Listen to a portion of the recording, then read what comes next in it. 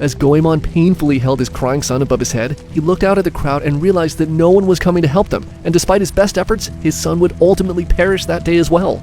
Upon this dreaded realization, Goemon plunged his child into the boiling water, unaliving him as quickly as possible, and then held his steaming body above his head again as a giant middle finger to Toyotomi and all the onlookers who did nothing.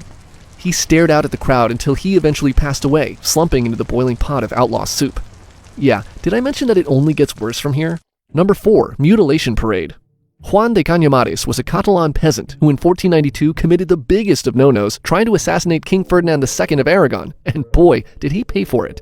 But first, some backstory. In the late 1400s, the serfs in Catalonia rebelled against their king, demanding their freedom in what's known as the War of Remences. A serf, for people who have never heard the term, was kind of like a slave that couldn't be bought or sold, and was instead assigned to work a plot of land no matter who owned it. The serfs, or remensa as they were known at the time, actually won the First War of Remences after a decade of fighting, only for nothing to really change, leading to a second War of Remences, which ultimately got them the reforms they were looking for from King Ferdinand II. Kind of. They had to buy their freedom with a huge sum of money, but I guess at least that was an option. Anyways, in October